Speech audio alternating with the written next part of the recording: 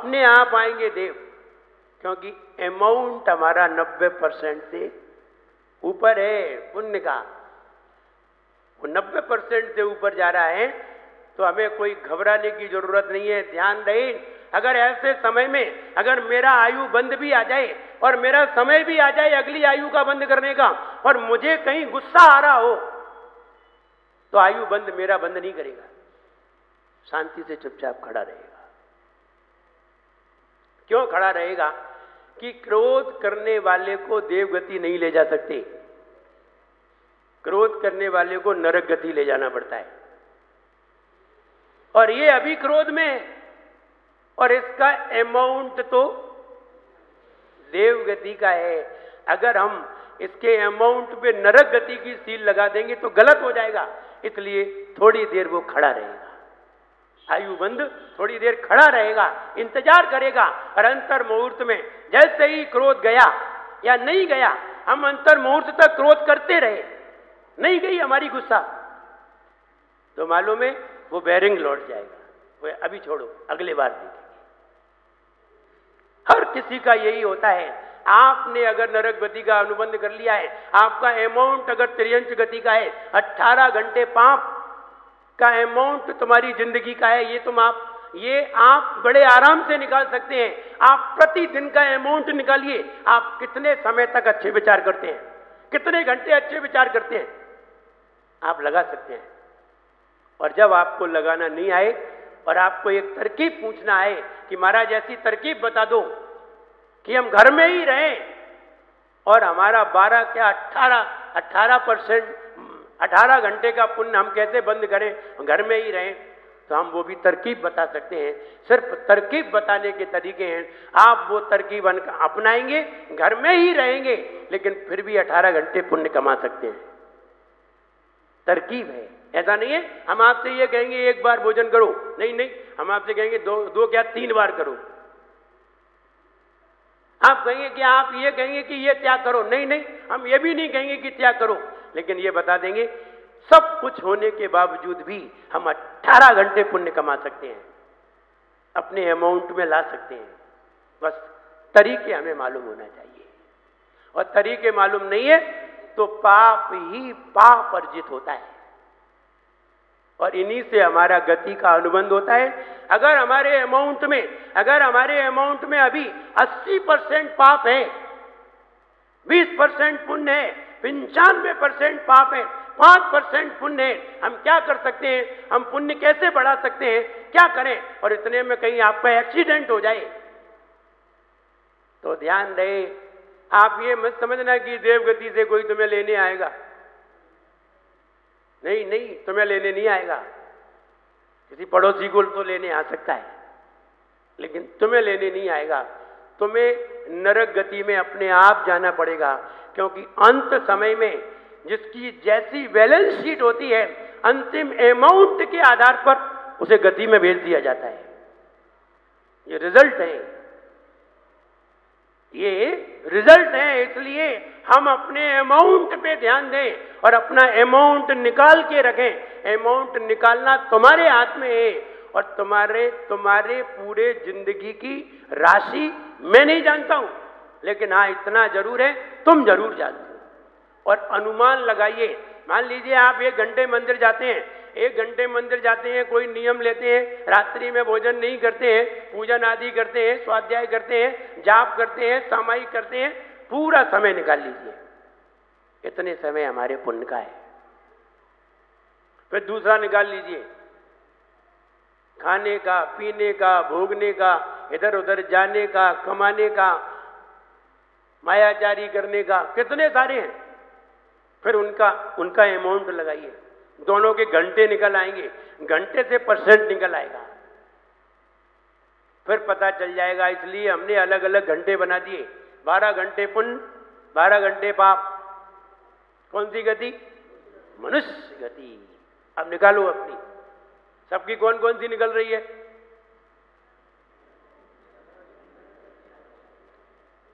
ज्यादातर कौन सी निकलेगी?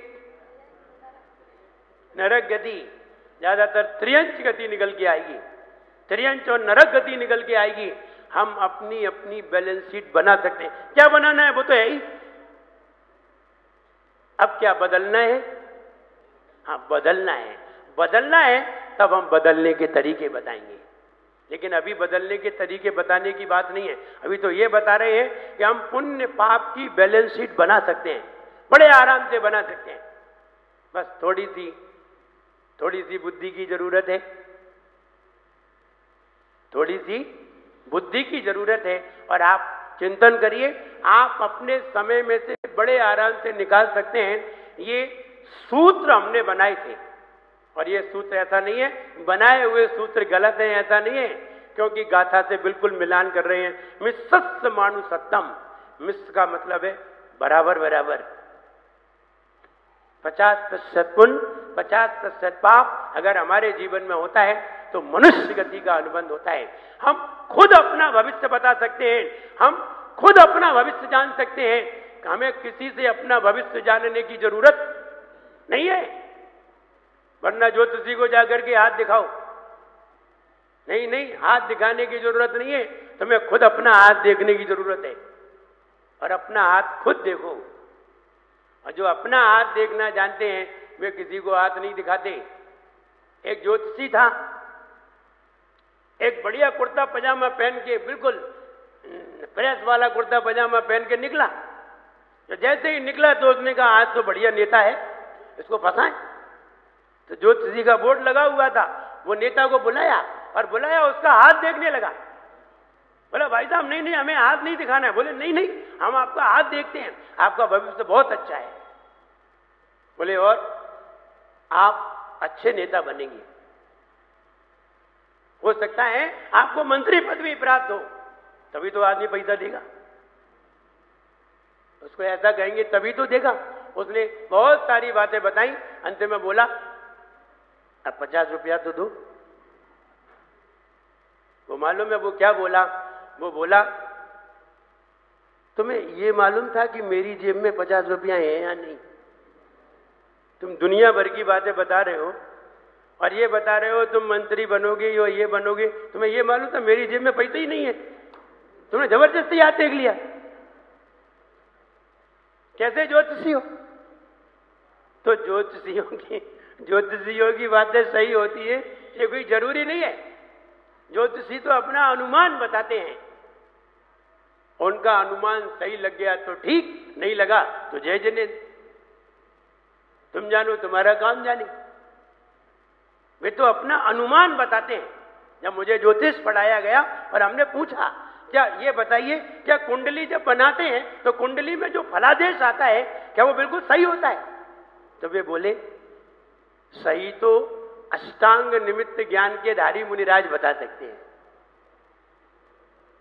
जब हम भक्तामर में 17 नंबर छंद बताएंगे ना, जब भक्तामर में 17 नंबर छंद बताया जाता है तो उसमें सारे ज्योतिष बताए जाते हैं। उसमें 8 प्रकार का ज्योतिष होता है। वो 8 प्रकार का ज्योतिष बताया जाता है। कभी हाथ देख के बताया जाता है, तो कभी तिल देख के बताया जाता है, तो कभी आवाज सुन के बताया जाता है, तो कभी कुंडली देख करके बताया जाता है, तो कभी वातावरण देख करके बताया जाता है, कभी जमीन को देख करके बताया जाता है। 8 तरह के ज्योतिष होते हैं। ये भक्तामन में उसका विवेचन है। धवला जी पुस्तक नंबर 9 में उसका विवेचन है। उसके आधार पर जब ये बातें बताई जाती हैं तो कहें ज्योतिष की बातें सही हो ये कोई जरूरी नहीं है, लेकिन तुम्हारे जीवन की बात बिल्कुल सही है। तुम अपनी बैलेंस शीट बनाइए।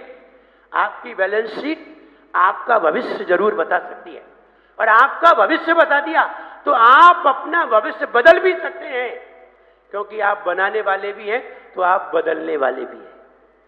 बना सकते हैं और बदल भी सकते हैं। कल की जो बात थी वो ये थी, मति के अनुसार गति बनती है या गति के अनुसार मति बनती है। अब आप समझ लीजिए, कल उसका विस्तार नहीं हो पाया था। अगर हमारी उम्र 60 साल की है तो 40 साल तक मति के अनुसार गति बनती है। अगर हमारी उम्र 90 साल की है तो 60 साल तक मति के अनुसार गति बनती है। अगर हमारी उम्र 81 वर्ष की है तो 54 साल तक मति के अनुसार गति बनती है। अगर हमारी उम्र 51 साल की है तो 34 साल तक मति के अनुसार गति बनती है। अलग अलग आंकड़े हैं, टाइम फिक्स है। यह भी बताया जा सकता है कि अगली आयु का बंध कितने समय कौन से टाइम पर होने वाला है, यह बताया जा सकता है। ये ज्योतिष से नहीं बता रहे हैं, ये गणित से बता रहे हैं। उस गणित के आधार पर यह बात बताई जा सकती है और उस समय आप बिल्कुल तैयार रहिए, क्योंकि आयु बंद होने वाला है। आप बिल्कुल अच्छे विचार बना के रखिए, देवगति का बंद होगा। इसलिए महाराज लोगों को देवगति का बंद क्यों होता है? चाहे वे सो रहे हो, चाहे आहार कर रहे हो, चाहे चल रहे हो, चाहे विहार कर रहे हो, कुछ भी कर रहे हो, जब भी आयु का बंद आएगा देवगति का लेके जाएगा, क्योंकि वे हमेशा संयम में है। उनका चारों प्रकार के आहार का त्याग रहता है। हम यहां बैठे हुए हैं, मेरा चारों प्रकार के आहार का त्याग है। आप लोग बैठे हुए हैं, आपका त्याग है।